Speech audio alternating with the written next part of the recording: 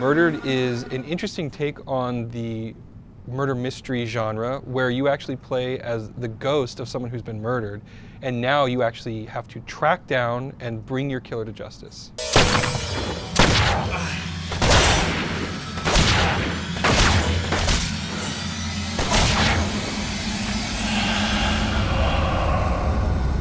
The core pillars of Murdered are, first and foremost, it's the nature of the investigation.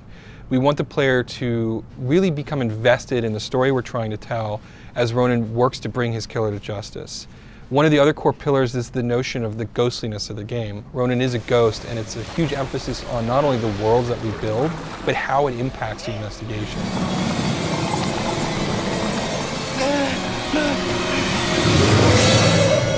It's a ghost world, but it's also part of the living world too. You see snippets of ghost geometry, ghost objects, and things like that, but it's on this kind of thin balance between horror and psychological thriller. I think that it's really refreshing, the story that we're telling. It's a different story than you usually find in video games. It's a very personal, very singular story with a strong central character, and just the nature of the fact that you're trying to discover your own murderer, it's a really, really interesting spin. The killer came here for a reason. But what was it? So in terms of influencing the story, it came from lots and lots of different angles. Obviously we wanted to look at really famous ghost lore. We wanted to extrapolate from those as much as we could, like really common themes and types of characters, types of stories explored in ghost stories.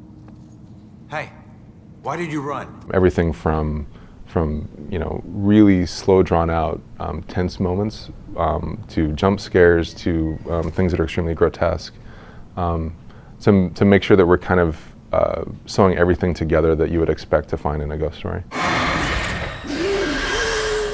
What is normally the end of the game is now our beginning.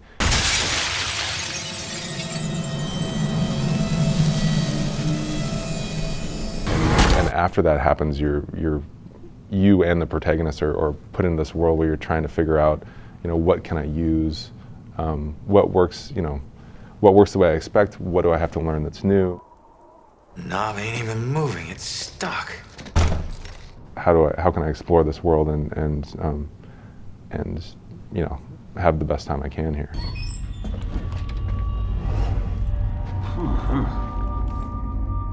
Because our protagonist is a ghost, you can't approach a crime scene the way you would in any other investigation game. Ronan can't pick up the evidence and roll it around in his fingertips and get a sense of what it is. He can't actually physically interact with it. And so that sort of limitation forces the player to come at investigations from a different perspective. But as a ghost, he has abilities and strengths that no living detective could have. He can possess human beings, and while you can't really completely control human beings, you can look through their eyes, you can hear through their ears, you can read their minds in some instances. You can do simple behaviors as well. And it really empowers the player to see the crime scene from the perspective of the people who are in it. And it changes the nature of how you go about investigating the space. No longer are you just looking for evidence in the environment, you're looking for evidence from within the people in the space. Look, this is not your scene, Lieutenant. Just pay your respects and move on, please. Yeah. Maybe it's not my scene, but it is my case. There are so many elements that you want the player to be able to uncover themselves and discover for themselves, as opposed to, and feel like they're discovering for themselves, as opposed to, just go here, find that, go here, find that, go here, find that. I gotta see if they found any leads that I don't already know about.